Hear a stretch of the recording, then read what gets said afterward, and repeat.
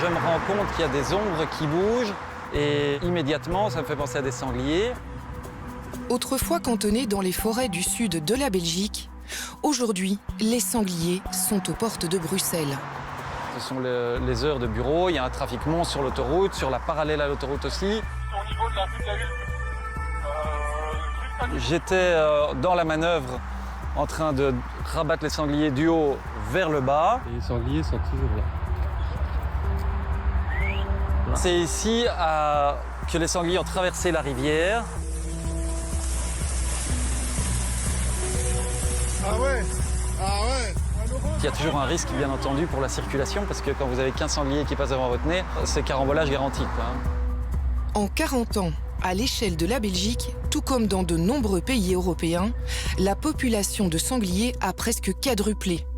Un phénomène qui touche les zones rurales, mais dorénavant aussi urbaines.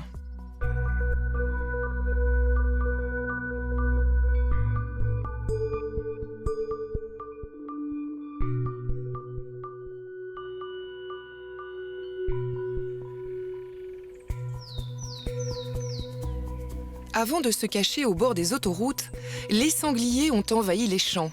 Chaque année, au moment de la récolte du maïs, c'est le même constat chez de plus en plus d'agriculteurs en Belgique. Arnaud Dubois n'est pas épargné.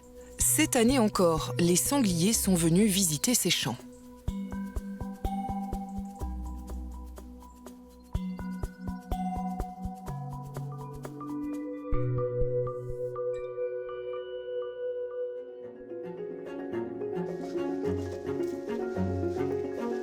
Donc voilà, ici typiquement des dégâts de sangliers qui sont venus coucher les tiges de maïs, où ils sont venus chercher voilà, pour manger un peu les carottes. On voit ici voilà, que les carottes sont mangées. Ici on voit ce qu'ils aiment, c'est du grain qui n'est pas encore tout à fait dur, cette sous-mousse, c'est en lait comme on appelle ça. Et eux, c'est ce qui les intéresse, c'est de trouver ces carottes qui sont bien appétantes. On voit bien les coups de dents dans le rachis de la carotte.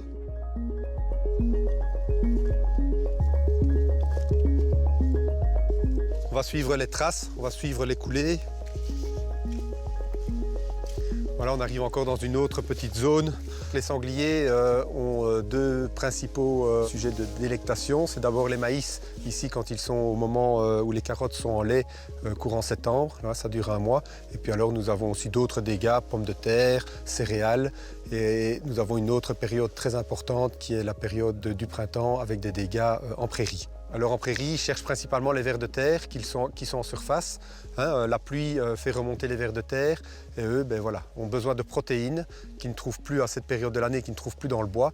Et donc ils mangent les vers de terre et retournent les prairies pour en trouver.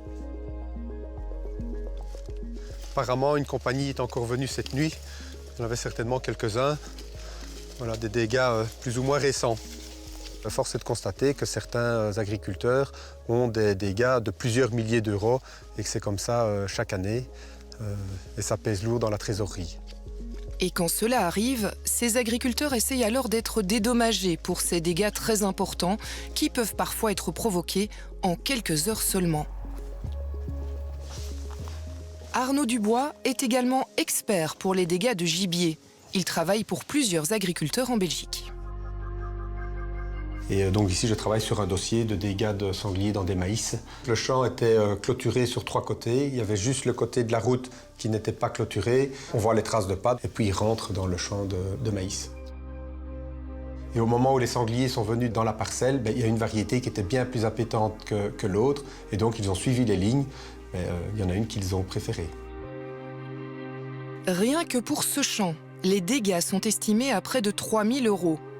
En 2024, le total des expertises d'Arnaud s'élève à 85 000 €, une somme que devront payer les chasseurs de la région. La loi de 1961 dit que les chasseurs qui sont responsables sont les chasseurs de la partie boisée qui se trouve autour de cette parcelle, alors dans un rayon de 1, 2 ou 3 km. Ça a du sens puisque c'est eux qui doivent gérer les populations. La première solution, c'est la chasse, il faut tuer des sangliers. Alors il existe d'autres solutions, les clôtures, et alors nourrir aussi un petit peu dans le bois, les nourrissages dissuasifs. Le temps que le sanglier passe dans le bois, il ne le passe pas dans nos champs. Des solutions qui ne font pas l'unanimité, même si le constat est sans appel. Chaque année, la population de sangliers augmente de manière significative et visible. Aux premières loges pour le constater, les chasseurs qui sont mandatés pour réguler cette population. On va commencer par la battue des mardelles, ça va? Si vous avez un sanglier qui vous sort seul, vous tirez, il n'y a pas de souci à ce niveau-là. Durant l'automne, la période de la chasse bat son plein en Belgique. Sur les territoires communaux et privés, les chasseurs se rassemblent aux côtés des traqueurs.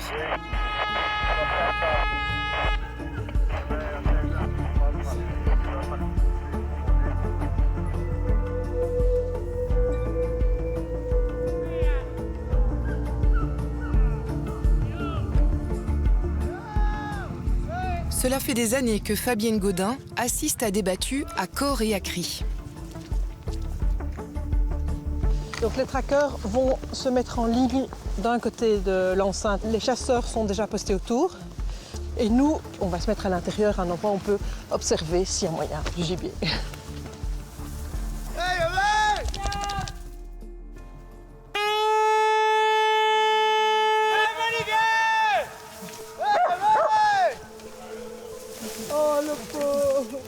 En fait, ils s'appellent entre eux pour se repérer et aussi pour avertir le gibier, voilà, entre guillemets, faire sortir le gibier.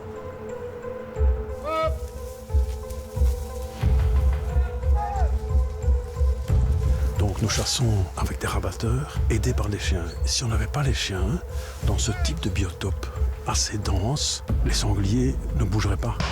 Ils bougeraient peut-être d'un mètre ou l'autre, mais ils ne sortiraient pas de l'enceinte traquée, et donc on ne pourrait pas les tirer.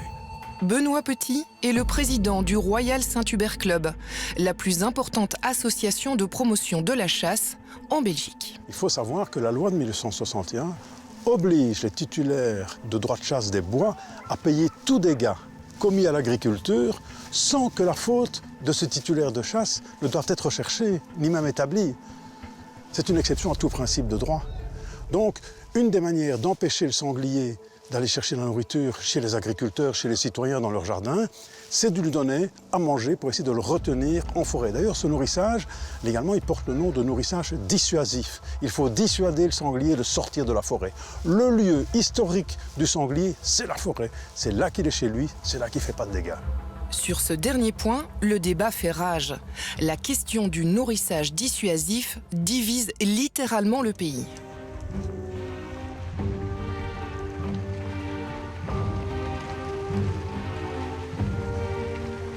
Alors je vais faire ma tournée de surveillance. Aujourd'hui, en tant que garde forestier, ce sera de faire un contrôle de nourrissage, et donc nourrissage de sanglier. On peut nourrir en région wallonne le sanglier ou l'espèce cerf. Et l'idée, le sens de la loi au départ, c'était de nourrir le sanglier pour ne pas qu'il aille faire des dégâts dans les cultures agricoles. Donc c'était de le garder au centre des forêts. Et là, le contrôle qu'on fait, c'est de voir si les chasseresses et les chasseurs respectent bien la loi qui prévoit qu'on ne puisse pas nourrir le sanglier n'importe comment. C'est la peur du gendarme qui fonctionne.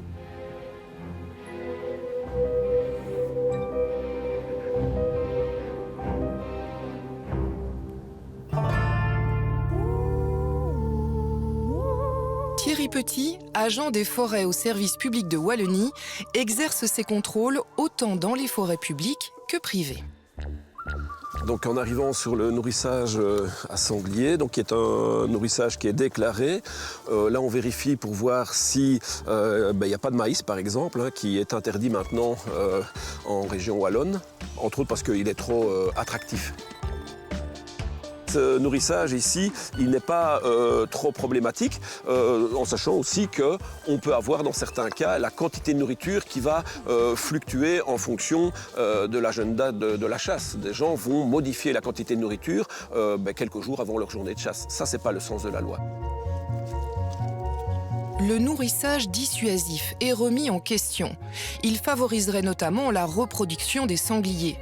Une laie pourrait passer de 1 à presque 2 portées par an quand elle a eu de la nourriture en abondance. Il y a évidemment des gens qui essayent plutôt d'avoir une gestion en bonne mère ou en bon père de famille, qui essayent de bien faire les choses, mais malheureusement, ce n'est pas généralisé. Donc on a malheureusement à ce stade-ci un problème donc structurel de nourrissage du sanglier en région wallonne qui est détourné de son objectif d'origine. Dans certaines forêts, le nourrissage s'apparenterait donc plus à un élevage de sangliers à ciel ouvert, où les animaux se rassemblent en nombre pour manger une nourriture à portée de groin.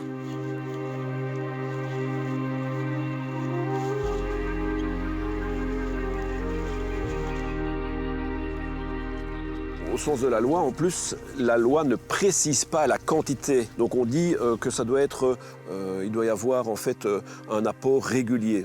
Mais donc c'est la porte d'entrée à toutes les dérives.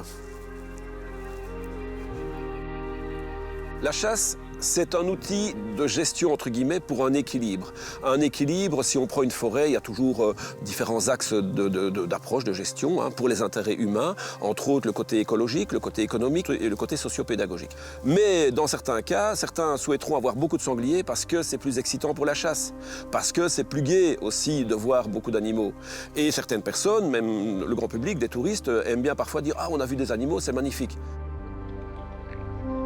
Mais en voir trop, c'est un problème. Comme on dit souvent, la dose fait le poison. Donc ça veut dire qu'il faut un équilibre harmonieux entre la capacité d'accueil de la forêt et le nombre d'animaux. Et là, on n'est pas dedans.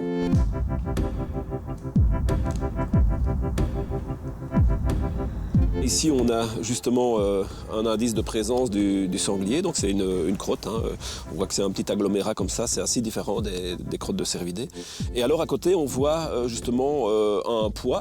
Et ça, donc, dans le cadre du nourrissage, c'est une obligation. Et donc ça, c'est quelque chose qui doit être mélangé avec donc l'orge, entre autres, avec les céréales, pour un apport de protéines. Donc en fait, c'est important d'avoir justement ce mélange, c'est prévu dans la loi.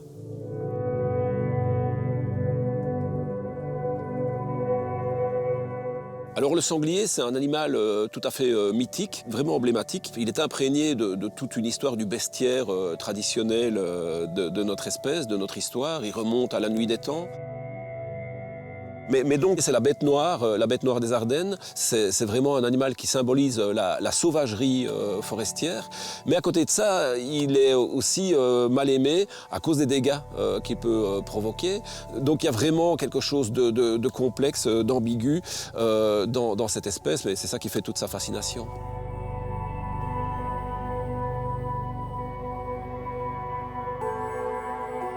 Actuellement, les autorités publiques demandent aux chasseurs d'abattre entre 30 et 40 000 sangliers par an. Si ce quota n'est pas atteint, les propriétaires du droit de chasse fautif peuvent notamment se voir imposer de nouvelles battues par l'autorité publique. Attention, parce que c'est un peu excitant. C'est quoi ça? Un t-shirt. Regarde. Non, il y en a qu'un. Je n'ai pas bien vu, en fait. C'est un chevreuil ou un faon. On va demander à Valérie, on doit bien avoir bien de eu. l'autre côté du chemin, Bernard. Merde, tout est fini.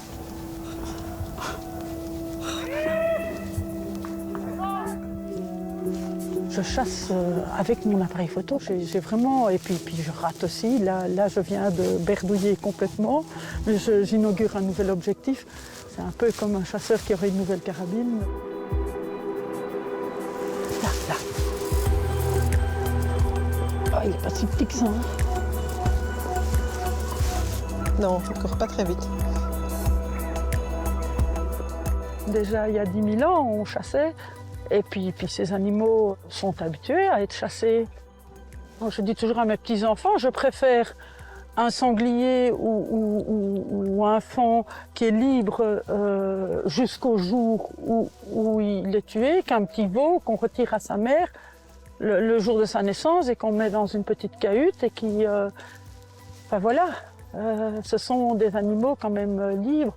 Bon, maintenant, c'est vrai que voilà, c'est pas toujours... il y a des pratiques qui ne sont pas toujours défendables.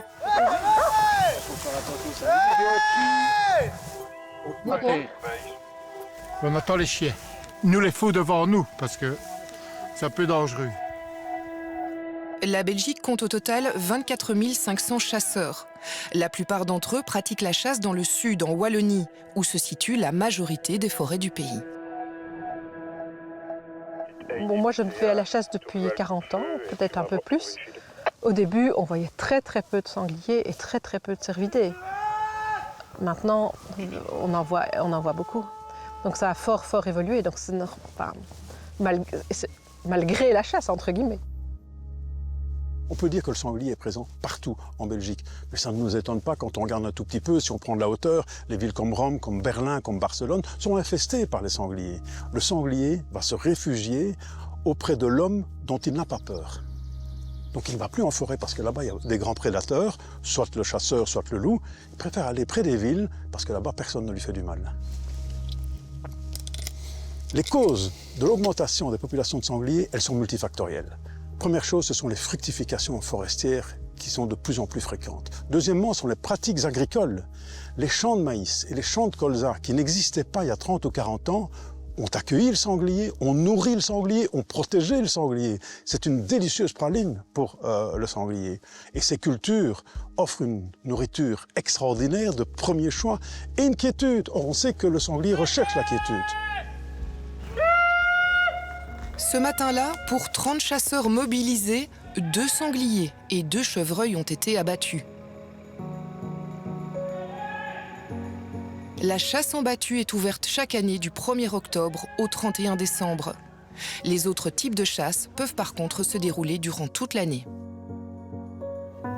Parce que le sanglier est un animal erratique, les chasseurs estiment qu'il est difficile d'atteindre les quotas espérés par la région wallonne.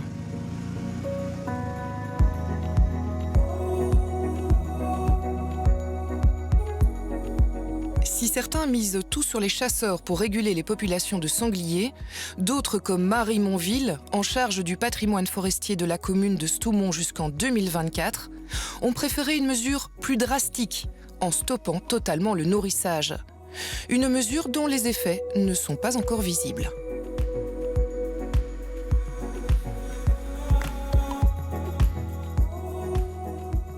Si on remonte par le chemin, ici on voit la trace, c'est la coulée, hein, on voit la trace de leur passage.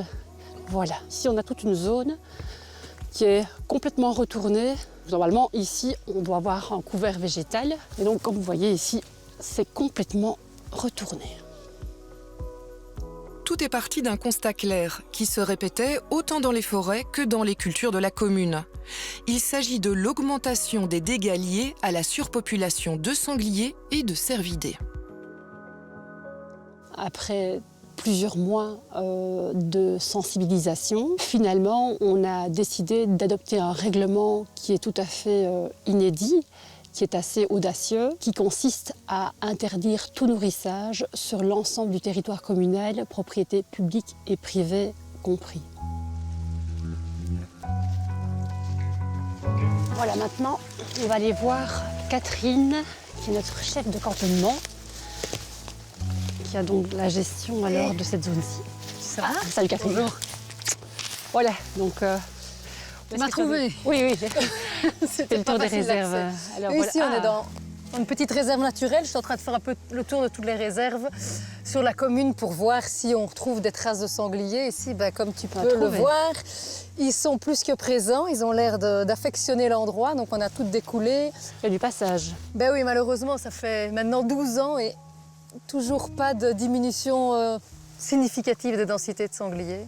Et donc par rapport au règlement qu'on a adopté, là, au niveau des dynamiques de population on ne peut pas dire qu'il y a des diminutions, mais en tout cas, ce qu'on voit, c'est que ça n'a pas eu l'effet contraire qui nous était éventuellement reproché par rapport à ce règlement. Oui. Il n'y a pas d'augmentation significative de dégâts, de plaintes privées agriculteurs. Et voilà, je pense que maintenant, c'est sur du long terme qu'il va falloir observer les évolutions. Oui. Okay. On continue ? Oui. Vas-y, tu peux passer. Catherine Barvaux, chef de cantonnement division nature et forêt d'Ewaille, est aux premières loges pour constater l'impact de la présence des sangliers sur la nature. Donc la pratique généralisée et parfois intensive du nourrissage ont contribué à nourrir artificiellement le sanglier. Or, le sanglier, lui, ce qu'il a, c'est qu'il se reproduit à partir d'un certain poids. Pas d'un certain âge, mais d'un certain poids. Et donc, plus il aura facile de trouver à manger, plus vite il pourra grossir, plus vite il pourra se reproduire, et ça devient vite exponentiel. Quand on voit le nombre de marcassins qu'une laie peut avoir, si aucun autre facteur ne vient diminuer ces densités, ben, ça explose. Ce règlement qui interdit le nourrissage sur le territoire de Stoumont est en application depuis janvier 2023. Un règlement qui a suscité de vives contestations, notamment chez les chasseurs. Ça ne rencontre pas toujours les objectifs du chasseur qui, lui, veut continuer à avoir beaucoup de gibier. En tout cas, c'est un règlement qui n'a pas été facile à adopter parce que le sujet était tellement sensible et tellement passionnel. Ça a créé beaucoup d'émoi, beaucoup de tensions, de pression. Le gibier, il y en a toujours eu et il doit y en avoir. Mais il doit être en équilibre avec le milieu et donc il y en avoir moins. Le sanglier a un rôle à jouer dans la dynamique de la forêt. Par exemple, en retournant le sol, il va enfouir des graines qui permettront à la forêt de se régénérer naturellement. Quand il y en a trop, tous ces glands, la plupart, il va les retourner, il va les manger. Il va manger de ces futures graines, ces futurs petits arbres, cette future forêt. Et donc là, quand il y a vraiment trop de sangliers, on peut avoir un impact direct sur sa régénération. Pour que la forêt puisse se régénérer dans certaines régions de Belgique, il faut maintenant que la population de sangliers diminue de manière significative. Et pour y arriver, la chasse pourrait ne plus suffire. On peut voir ici la différence entre une zone qui a été visitée par les sangliers. Donc à l'extérieur de la clôture, eh bien, les sangliers ont mangé toutes les graines de hêtre qui s'appellent les faines. Et à l'intérieur, par contre, les faines, elles ont pu germer naturellement, sans l'intervention de l'homme. Et donc on voit que la vie s'installe. C'est donc malheureusement la preuve de l'impact d'une population trop abondante de sangliers sur l'écosystème naturel et donc forestier dans ce cas-ci. Alors il faut prendre les choses en main. Quand une population de sangliers s'installe, c'est directement à ce moment-là qu'il faut pouvoir l'encadrer et éviter qu'elle ne devienne prolifique. Et quand la population est installée et qu'elle est prolifique, eh bien il faut à ce moment-là prendre des mesures draconiennes, de pouvoir soit via la chasse réduire les populations, ou si on n'y parvient pas par la chasse, mais par des méthodes de capture. Et à ce moment-là, évidemment, c'est quelque chose qui devient compliqué à mettre en œuvre. Si on n'intervient pas, il n'y a pas de statu quo qui va s'installer spontanément. On aura directement un emballement au niveau du nombre d'individus et à ce moment-là, c'est exponentiel. Et quand on est dépassé, on ne sait plus gérer le problème. Le phénomène ne se limite plus au sud du pays. Il concerne maintenant toute la Belgique. Il n'est en effet plus rare de voir des sangliers aux portes de Bruxelles. Alors qu'il se rendait un matin à son bureau situé près des grands axes routiers, Édouard Cossé en a été le témoin direct. Comme chaque matin, je me rends au bureau et en regardant le talus de l'autoroute, je me rends compte qu'il y a des ombres qui bougent et immédiatement, ça me fait penser à des sangliers. Je regarde et je me dis, mais il y en a beaucoup, mais je ne peux pas dire combien.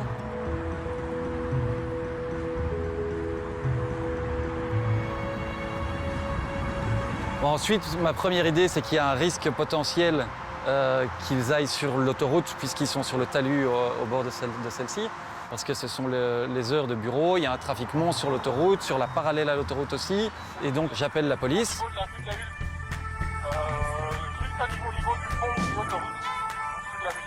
Et ils ont bloqué les deux sens de l'autoroute, les deux voies. Ils ont bloqué la parallèle également. Et à ce moment-là, ils ont entamé une manœuvre. J'étais dans la manœuvre en train de rabattre les sangliers du haut vers le bas. Et les sangliers sont toujours là. Ce sont des zones qui ne sont pas chassées, ce sont des zones refuges. Ils y trouvent le calme, la quiétude. Ils ne sont pas emmerdés en fait. Donc ils peuvent passer des heures là sans être inquiétés. Mais par contre, il y a toujours un risque, bien entendu, pour la circulation, parce que quand vous avez 15 sangliers qui passent devant votre nez, c'est carambolage garanti, quoi. À ce moment-là, c'est ici que les sangliers ont traversé la rivière. Putain.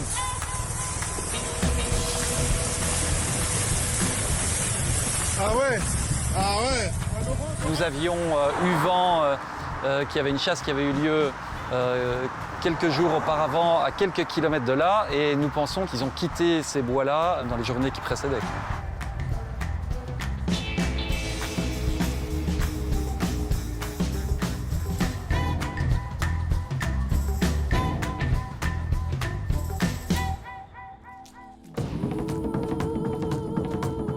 À 17 km de là, même constat dans la capitale européenne, un sanglier est même devenu la star d'un parc très fréquenté.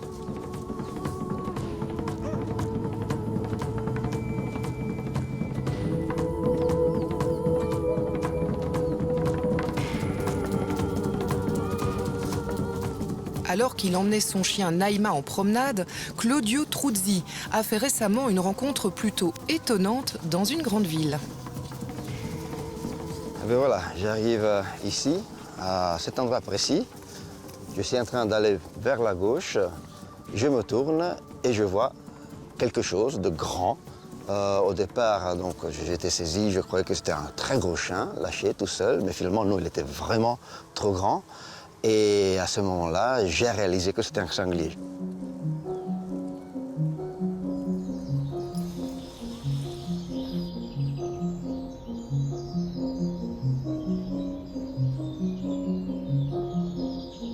Je dois dire que le sanglier nous a surpris. Au même moment, je l'ai regardé et elle était tout aussi surprise. Elle le regardait comme ça, mais il était en train de chercher de la nourriture. Nous l'avons vu, il nous a vus et il nous a regardé un moment et puis il est parti en courant de l'autre côté. J'ai peur pour le sanglier d'abord, mais d'après ma petite expérience, dès qu'il y a un sanglier, il y en a plusieurs. C'est assez rare d'en trouver un seulement. Donc si c'était que lui, finalement, il est apparemment assez cool avec les chiens. Mais quand il y en a un, il y en a plusieurs. Alors là, ça peut devenir dangereux pour les humains aussi. Et quelques heures après, j'ai lu sur les infos qu'effectivement, c'était confirmé qu'il s'agissait de la première fois qu'on voyait un sanglier au parc ici de la Rouleau. Et donc j'ai été le premier témoin du sanglier qui est devenu ensuite la star. Et ce n'est pas un cas isolé. Il n'est plus rare de voir des compagnies entières de sangliers autour et dans la capitale belge.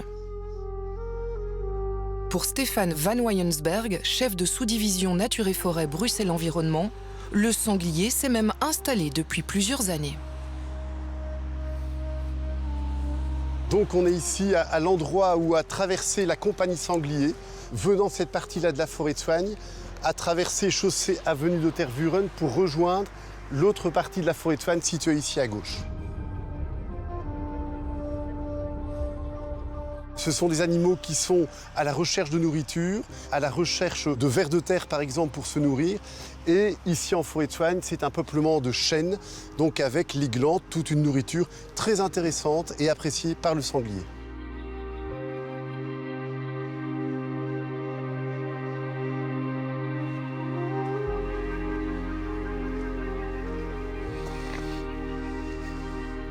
Voilà, donc ça c'est exactement l'exemple de fruit que le sanglier vient chercher en forêt pour se nourrir. Et c'est principalement sa motivation aussi à parcourir de grandes distances, à la recherche de nourriture, à la recherche de quiétude, à la recherche de milieux favorables pour son installation. Avec ses quelques 4000 hectares de superficie, la forêt de Soignes est le poumon vert de Bruxelles, mais aussi un habitat idéal pour les sangliers. Moi, personnellement, de par ma sensibilité en termes de nature, pour moi, le retour du sanglier est une bonne chose. C'est le retour d'un animal dans sa maison. La forêt, c'est son milieu. Néanmoins, il y a une cohabitation avec le citadin qui doit être gérée pour permettre que ce retour se fasse dans les meilleures conditions possibles. Pour moi, quand on rencontre un animal sauvage, c'est d'adopter une attitude de respect. L'animal sauvage n'est pas un ennemi, c'est plutôt un autre être vivant qui a également sa place à occuper ici sur cette planète, ici en forêt de Soignes par exemple, et de lui permettre d'occuper cet espace et d'être tout simplement accepté qu'il est chez lui. Et que nous sommes des étrangers dans cette forêt, c'est son seul cadre de vie.